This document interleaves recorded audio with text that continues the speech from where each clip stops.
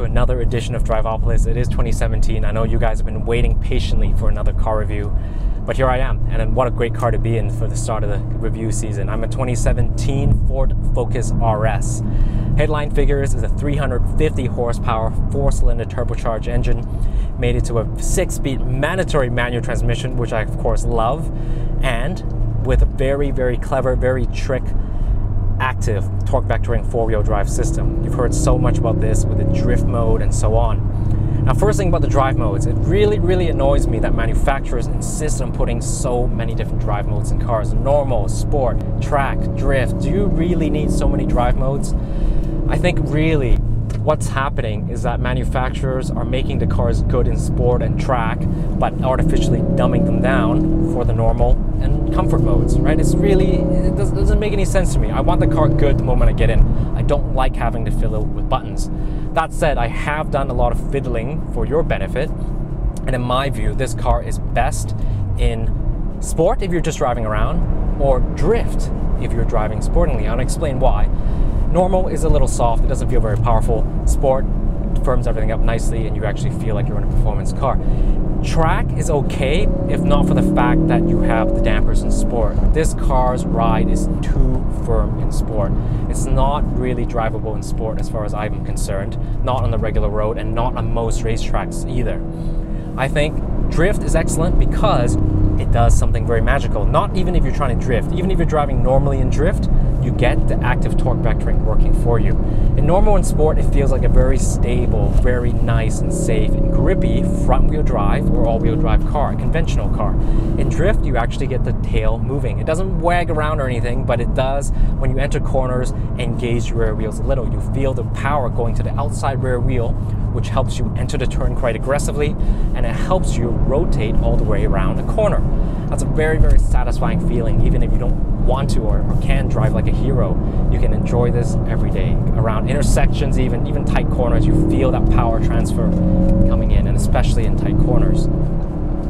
Other things I love about the car, okay, the engine is excellent because it revs very freely. It's very nice. The power builds on actually very nice. There's no turbo lag at all. It sounds quite good. It is sound synthesized.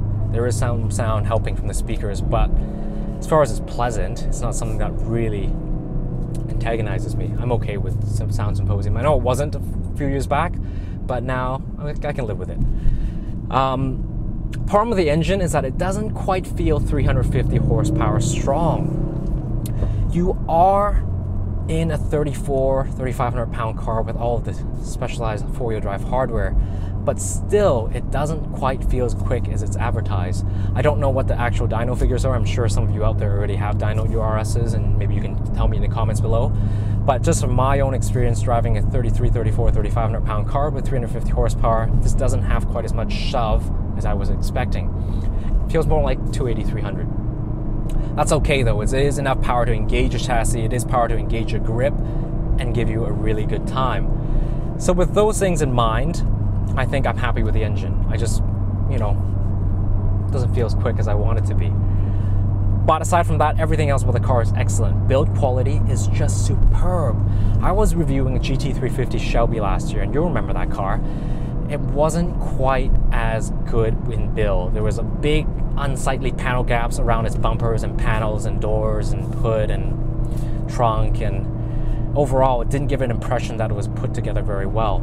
In this car, all the panel gaps are tight and consistent, and when I first saw it, I was just amazed. And then the salesperson told me, hey, actually this car is built in Germany. I didn't even know that, but the Ford Focuses have a factory in Germany and the RS is built there. So wow, it really shows. German quality build and German pride of manufacturing really exudes in everything about this car. The interior is actually excellent as well. There are parts of the interior, like here, scratchy door panels, that I'm not a big fan of. But everything else that you touch and main things that you look at, like the dash with a really beautiful giant glass touchscreen display and a very responsive UI. The gear knob, which is perfectly weighted. This is a weighted gear knob. You can feel the momentum as you put it through the shifts. The clutch, the pedals are all perfectly placed, and the steering wheel is of a very nice size and shape and material. It is a little bit large, but the feel is very good. The seats are excellent. They're Recaros. They aren't quite as good as like a lightweight carbon fiber bucket, but I think on a regular road car, sport, it's very, very good. very excellent. They look great too. The seating position is a little bit economy hatchback, but it takes you maybe 10-15 minutes the first time you drive it to really fiddle and adjust, and you can get yourself in a pretty satisfying driving position. You're not going to be low slung and hunkered down like you would in a proper sports car, but everything else about this car is it comes from an economy hatchback, and the fact that Ford has put in this amazing four-wheel drive system and this engine and this gearbox and put it together in such a cohesive, smooth, refined package that's very European feeling is just an astonishing accomplishment. When the car first came out at $50,000, I looked at the price tag and shrugged and said, I'm not sure I really want a $50,000 Ford Focus. Now that I've driven it, I really want a $50,000 Ford Focus, because this thing is actually a bit of a bargain given all the engineering that goes into it and how high quality and even luxurious it feels. The ride is bumpy, but if you don't think about the ride, you could almost be in a very high quality, high performance luxury sport hatch. Steering feel is actually much better than you get from most cars. It's electric assist like everything else on the market right now, except maybe McLaren. But I would say in terms of feedback, it is world class. It's every bit as good as, say, dare I say it, a GT Porsche, in terms of the amount of feedback coming up through the front axle as you turn in hard, or when you start to lose grip or feel the inside wheel lift up. All that sensation comes right through your fingertips, and it weighs up reassuringly as you load into the corners. It's a very good trait about the steering. It doesn't feel artificial, doesn't feel synthetic. It's very genuine and very superb. Now, in terms of response and sharpness and laser guided precision, no, it's not going to feel like a Porsche.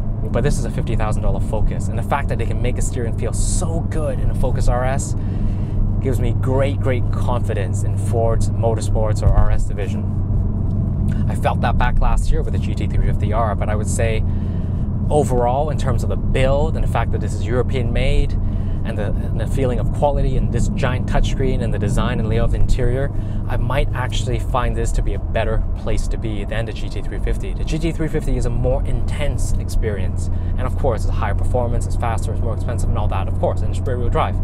But in terms of just as an all-round everyday car, the Focus RS just hits the spot, and it's got a big giant hatchback.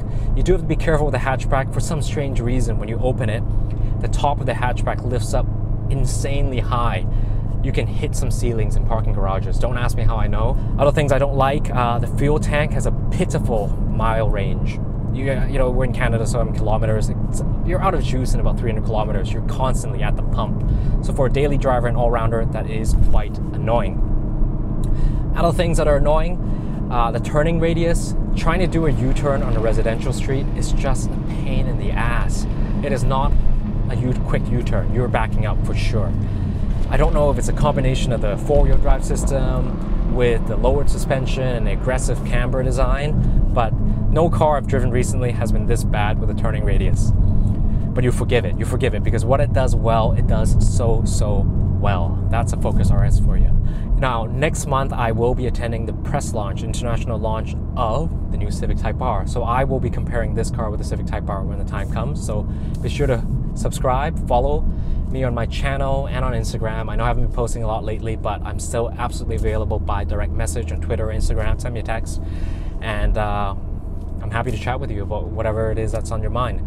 Thanks for watching. Thanks for staying with my channel. And if you haven't subscribed already, I hope you do.